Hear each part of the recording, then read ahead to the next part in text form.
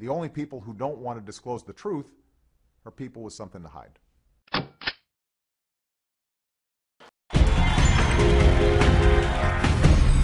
Welcome back to Harbor. The conservatives have come to town to Washington. The annual CPAC conference is underway just outside Washington. And it's making news not only for who's coming, that's Mitt Romney, Donald Trump, Sarah Palin, but also for who's not coming. Popular GOP governors Chris Christie and Bob McDonnell, he's from Virginia. In other words, invite the noisemakers, snub the people who might actually lead the party out of the wilderness. That's my view, of course. Well, Al Cardenas is the chairman of the American Conservative Union, the group that puts on CPAC.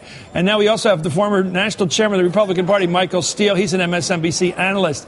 Mr. Cardenas, it's great to have you on. By the way, I want to ask you something very positive and nice to sort of warm you up before we get started here. How happy are you that we have an Hispanic Pope? Oh, boy, I'm glad you asked. You know, as a practicing Catholic, I got on my knees yesterday, and I was so happy. I think the world would love this Pope. America will love this Pope. But other than Cardinal O'Malley, he was my favorite. Okay. I love to have this Pope, but I think he'll make such a big difference. 500 million Catholics in Latin America, Chris, and I think he can be a great voice of creating better lives for so many people. So there we can agree on something. Now to the issue of Donald Trump. Donald Trump. He boosted your ticket sales among attendees, apparently. But could the conservative message be overshadowed by his birther talk? Let's take a listen to Trumpy. I would like to have him show his birth certificate. And can I be honest with you? I hope he can. Because if he can't, and if he wasn't born in this country, which is a real possibility, I'm not saying it happened, I'm saying it's a real possibility, much greater than I thought 2 or 3 weeks ago, then he has pulled one of the great cons in the history of politics. A lot of people want to see his college transcripts. They're not looking at his marks, his grades, was he a good student, was he not. They want to see, what does he say about place of birth? Then there's another participant of yours in the CPAC convention you're hosting and inviting people to, Texas Congressman Louis Gohmert, who was a co-sponsor of the House birther bill. Here's what the New York Times described him as saying, Mr. Gohmert has compared homosexuality to bestiality, endorsed a column likening Barack Obama's presidency to Adolf Hitler's dictatorship, and warned anyone who will listen that evildoers are making terror babies is his term, who like human time bombs will be trained abroad only to return someday to wreak havoc in America. And then there's Iowa Congressman Steve King, a potential Senate candidate, who suggested the president's parents could have telegrammed in a birth announcement from Kenya. Let's listen to this guy. It would have been awfully hard to fraudulently file the birth notice of Barack Obama being born in Hawaii and get that into our public libraries in that microfiche that they keep of all the newspapers published.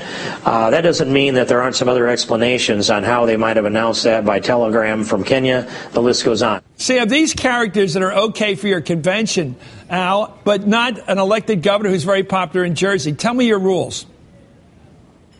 Well, here's what we have. We've got 30 main ballroom speakers. The folks you mentioned, frankly, most of them are part of a 200-plus person panel program we have.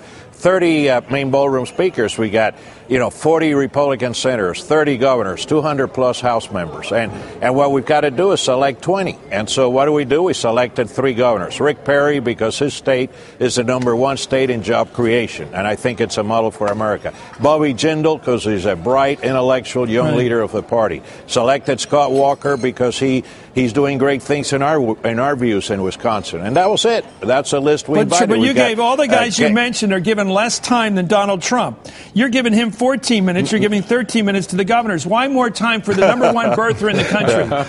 You're laughing, but we got a Michael Steele. It's your part. Why does Michael Steele get more time as a conservative than these elected officials? My question, because I think he's nutty on this issue. He's obviously a smart guy. He is nutty on the issue of birtherism, and that's what he's known for now, not building towers into the sky. Michael Steele. Well, look, first off, I think that characterization can be put behind Donald Trump. I think Donald Trump understands. He won't put it behind him. Chris, he hasn't been talking about that. Come on, he talks about it every time he's asked about it. Almost every time he gets a chance to talk. Wait a minute. Let's make the point. Let's see what the man says tomorrow. #1. Okay, let's go. I think a couple of things. One, I think Donald Trump is going to reframe the arguments tomorrow from the economic arguments, from the grassroots. How do you reframe the birther issue? Michael, how do you reframe the birther issue? You don't talk about it. Oh, you drop Chris, it. nobody's talking about it but you. You're the only person bringing it up. Every time I ask about it, you did a 30-second lead-in on it. So, I mean, you know the why? fact of the matter because is, people that think the president's an illegal immigrant shouldn't be talking out loud almost anywhere. They think he's an illegal immigrant, that he snuck into the country, Chris, broke our laws, and is a fraud. All that's now behind us. Let's see where we go from here, Chris. Let's move the chart a little further. Number one. Number two, I would disagree with my friend Al Cardenas on this. I think the Chris Christies of the world need to be at CPAC. I think that they represent the power of republicanism on the East Coast. To be the governor of a blue state like New Jersey, and you're not speaking at this gathering of young conservative activists from around the country,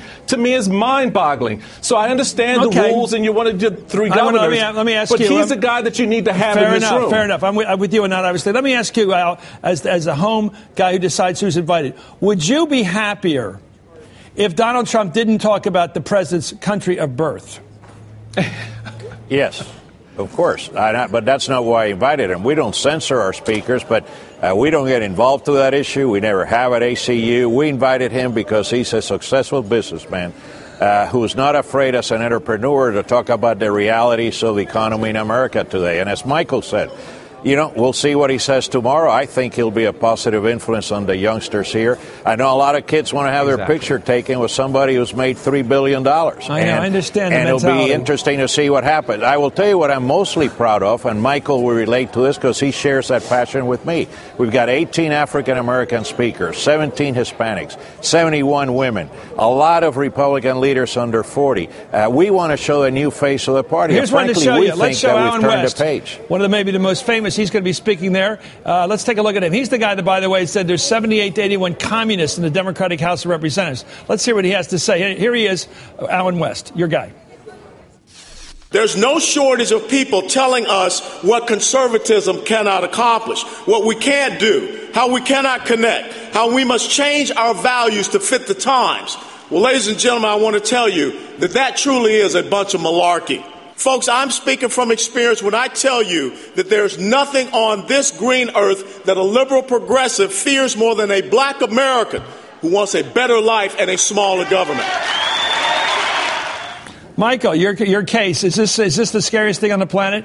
No, it's not. I think that there's a lot of truth to that. I mean, as a former black candidate as a Republican for office, I know exactly. I've seen exactly what the congressman was talking about there. So he makes a very legitimate point that when you've got a party like the Democrats who have a lockhold on a particular voting bloc, to see any pieces of that begin to shrink or break away is not something they want to do. So they play the card of fear. They play the card of race from time to time.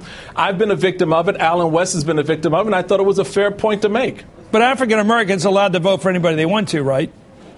Yes, but then they choose to vote for Obama. And the Democrats. And that goes to the broader point that I think the chairman there was making about how the party now, in a forum like this, has an opportunity to broaden this message, to reconnect with these voters who are sitting on the periphery looking at us and wondering what is our next act going to be. Well, in the spirit of comedy, I have to say, Michael and I agree on one thing. I voted for him for the Senate for a lot of good reasons, and one of them, I like him personally. Another thing is I really do think diversity in the United States Senate is way overdue. Your last thought, Alan. By the way, we agree on the Pope. Your last thought tonight. My last thought is one of the greatest things we're doing here is an immigration panel. And you'll be amazed at the great not only turnout, but the great reception we've had on comprehensive reform on immigration in America. Right here at CPAC, the epicenter of the conservative movement. I'm very proud of that. I'm proud to be for comprehensive immigration reform. I'm proud that my movement is embracing the concept. And if there's something I can do to contribute to all of this, Chris, it'll be to bring peace to America on a matter that's so important to all of us. I think the best thing you can do is get your party to support it. That would be a help. Anyway, but thank you. I know, but not yet. Anyway, I think Trump will surprise you tomorrow, Chris. I think Trump will surprise you tomorrow. Yeah. You're a hopeful man, Michael Steele. He has surprised me negatively so many times. Maybe he'll surprise me positively. Up next is something we learned in grade school. The Supreme Court, the highest court in the land, does have the power to decide what is constitutional. Well, not according to one Republican member of the Congress. He doesn't think it's that way. And this is Hardball, the place for politics. The only people who don't want to disclose the truth are people with something to hide.